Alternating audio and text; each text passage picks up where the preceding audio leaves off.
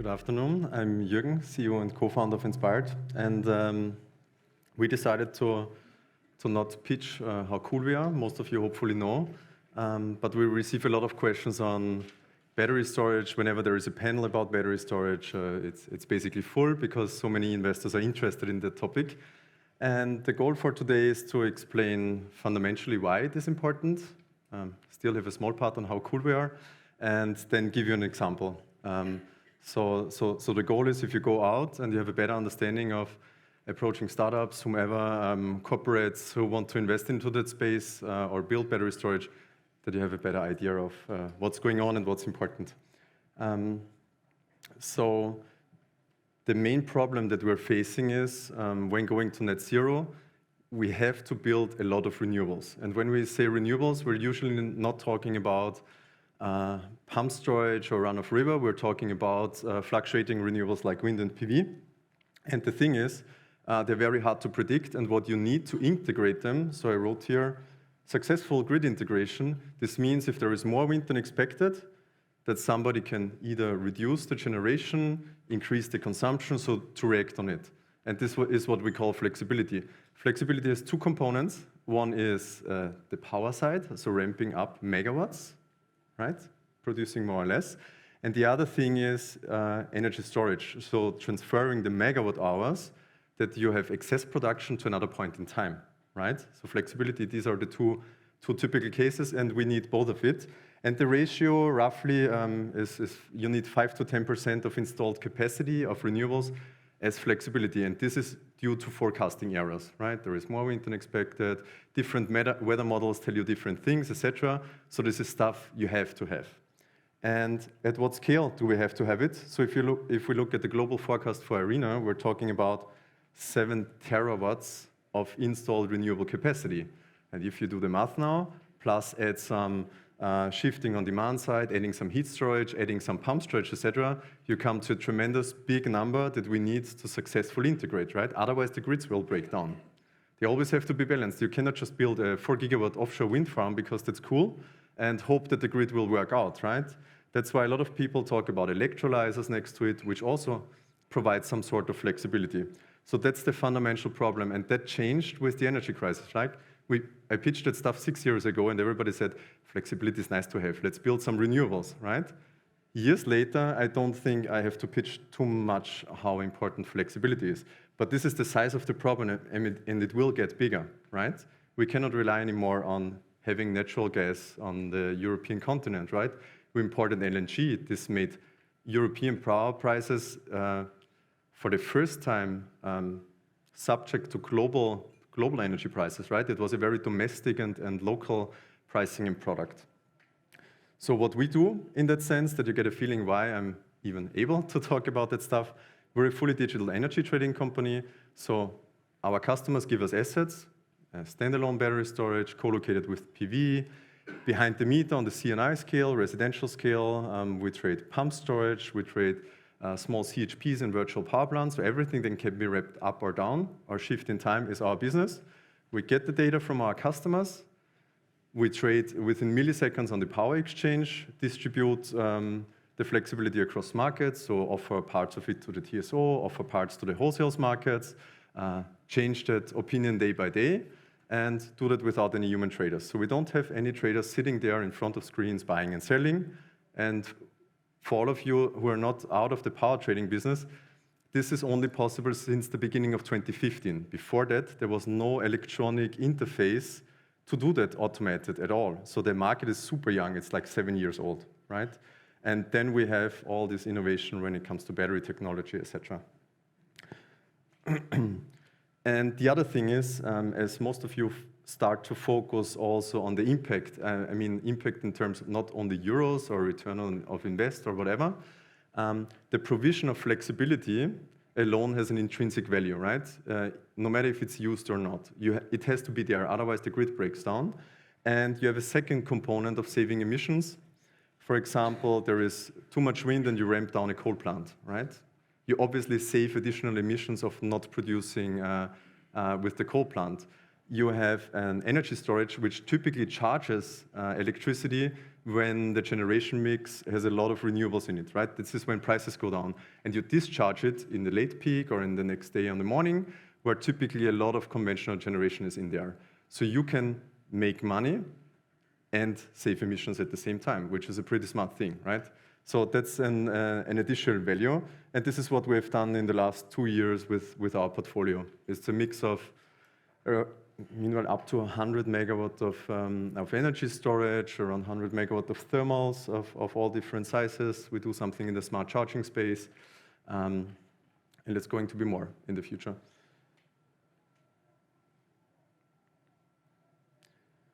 This is where we are, and then I'm done with how cool we are. Founded in 2020, we raised the Series A. We're currently on our way to break even, because there were a lot of exciting things since we founded, starting from COVID directly afterwards. I was rescued from my vacation due to COVID. Then we founded the Series A. Basically 2 weeks later, the energy crisis started, Ukraine, Silicon Valley Bank, inflation, all that stuff, which is actually a good thing for the business we are in, right? It sounds weird now, I know, but we had the plan to trade these cross-market batteries in 3 years. We had the plan to optimize electric vehicles in 3 years. And suddenly all this small decentralized flexibilities got so much value that the stuff is interesting now, right? Instead of in 3 years. So that's the positive thing in terms of reaching net zero. Yeah, and you see it here. We're basically organized like a software company. But the market role is we're registered at the exchange, at the power exchanges, Apex, Nord Pool. We're applying for Spain and Italy. We have contracts with the TSO, so we have everything that we need if you give us your battery storage, right? We do the rest. You get a nice dashboard and watch us optimize your asset. I mentioned all of those. Yeah, we trade some 100 megawatts of renewables, which are not flexible, just not flexible yet, to be clear. As I said in the intro, I've chosen to use battery storage because it's the main interest typically of the audience. So what happens historically is that energy storages are offered to the TSO. That was the only revenue stream in the past.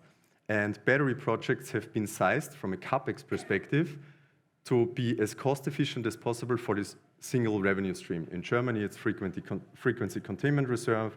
Same in France. In Belgium, it's rather AFRR. But this is the world we're coming from, right? And since a year, that changed. And just to give you options for Germany, I can mention 2 other examples. So you have the so-called ancillary services. So this is regulated products where the TSO is your counterpart, and you have to fulfill a load of regulations, right? You have to show them in a capacity or in a testing dispatch that you're capable. You have to have N-1 availability in some markets like Austria, Germany, France, etc. And different quality, different length of periods, different delivery periods. FCR is basically a capacity market. It's very well known.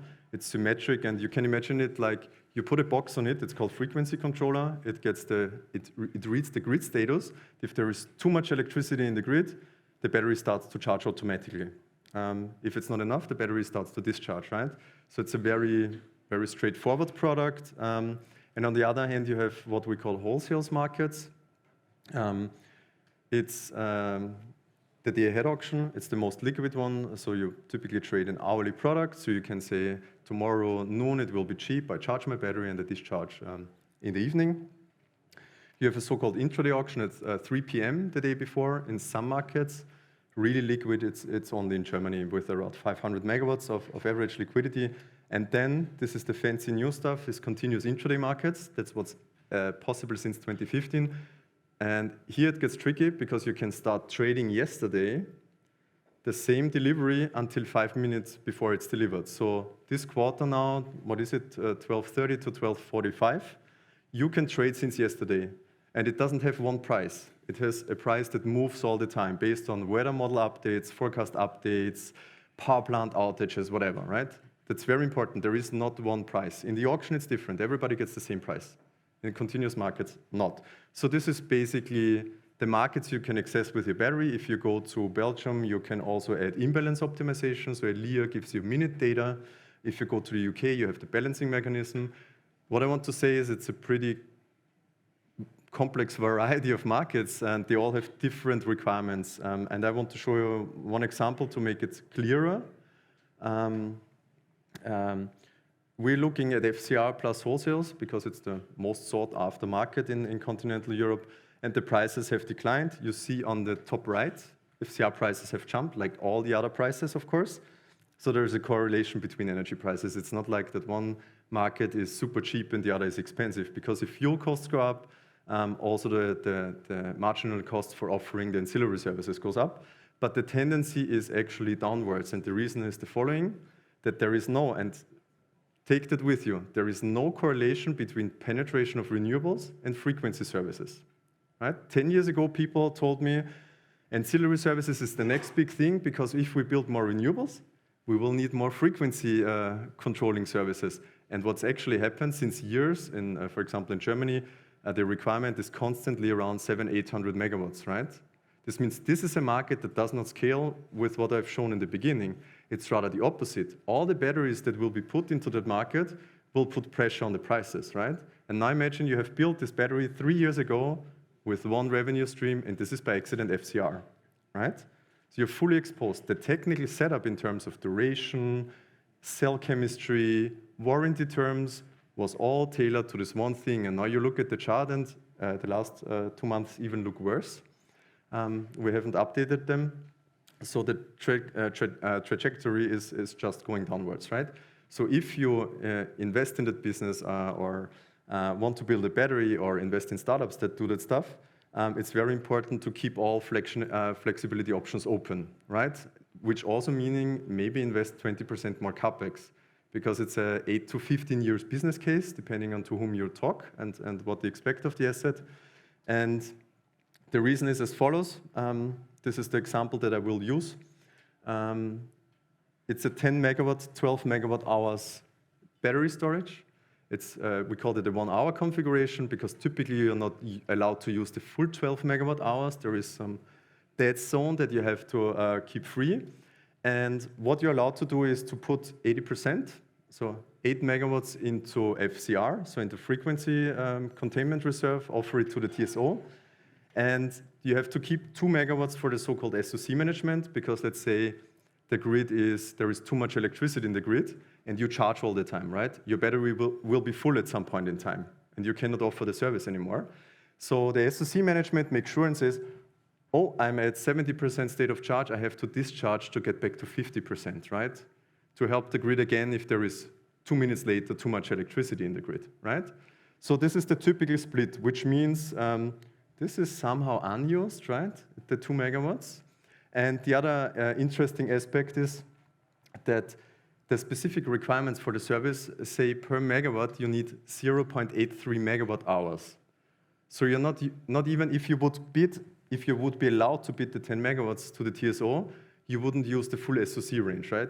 And now the discussions, or maybe the thinking starts like, maybe that's good, right? I reduce my depth of discharge. Maybe this helps to lower degradation, etc. How we see it as commercial optimizers, it's just underutilized, right? You bought for a very expensive asset for a certain business case, and you don't use it for the full extent. So the first step we do with customers is we say, okay, let's keep your ancillary services stuff, and we use the remaining capacity to do this state of charge management, price-driven and smart, and we leverage the full SOC range that we have, and this results in some very interesting aspect, which means you have this smaller than 1 hour storage for ancillary services, but you gain a like 2 to 3 hour storage for wholesales, a virtual one, right? Which is super valuable. Imagine like a battery just with 3 hours duration. It's very CapEx intense. And this is how you can increase the value by like 20% plus. And I'm just talking about 2 markets now, yeah?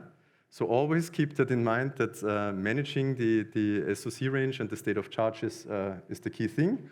And here are some numbers at the end that you get a feeling. We have the 2 years 2021, which was basically, except Q4, a lower volatility year, and we have 2022, which was absolutely crazy, right? Really, really crazy in the sense. And so that you understand, the chart is the top left. This is the 8 megawatts that I've just shown you. And the x-axis tells you how many cycles you give your battery. So the cycles are limited typically by cell chemistry, by warranty term, typically heat restrictions per container. They are limited by HVAC setup, so heating, ventilation, and AC. So it's not only the cells, but it's how you treat them inside the container, right? It's not only cooling, it's how you vent the containers, etc. And old batteries typically have allowed cycles of 1.3-ish, yeah? And this scale starts at 1, not by accident, because FCR with this frequency stuff uses slightly below 1 cycle on average, right? And we have made with that 10 megawatt battery 1 hour storage around 1.3, let's say 1.3 million euros in 2021, just offering it to the TSO. And if we just take on the upper line the remaining 2 megawatts into wholesales and give it 2.5 cycles, that wouldn't be very efficient. Let's take this line, 2.3 cycles. To the total asset, we would have increased from slightly 1.3 to 1.6 million, right? Without changing the physical asset. You have the same setup, no additional costs. You just ask Enspired to help you. We will discuss how we optimize it. You don't even have to pay us in that sense because we make additional profit that we wire to your account at the end of the month, and we keep a cut of it, right? Sorry, that was still a short pitch, but and 2022 is more interesting. You have 1.7 million, so the value of FCR increased. But if you, let's say, we give again the 2.3 million, you would have made 2.4 whatever million euros, right? And that's a number, right? You doubled with the same physical asset the revenue just by tapping into another revenue stream. No changes, no capex, not more degradation. A lot of people are afraid, like, if I give it to Enspired, the guys will go crazy and do 200 cycles per day. No, that's not the case because otherwise the battery would burn, right? And how we do that, here is a monthly chart. The daily looks really horrible. We take the decision on a day by day, right? Because it makes a difference if tomorrow, if there is 40 gigawatts of wind in Germany or if there's 3. That makes a difference. Are the prices going into one direction? Is there in general more volatility? Is there a lot of PV, etc.? And you see, here we just have the relative deviation. So minus means worse than pure FCR. So it's totally fine if the ancillary services have a higher price, just to bid it in, right? But there is days where, or months where you can add 80%, so the lighter the color, 60%, 70%. So we take that on a day-by-day basis. So it's important to not design the asset, but also update your optimization decision. I leave that out of timing reasons, so you can split that in capacity, megawatts, say FCR wholesales, but you can also split it in terms of 4-hour blocks, and this will result into hundreds, millions of different combinations of how you manage your asset day by day. Thank you. Any questions?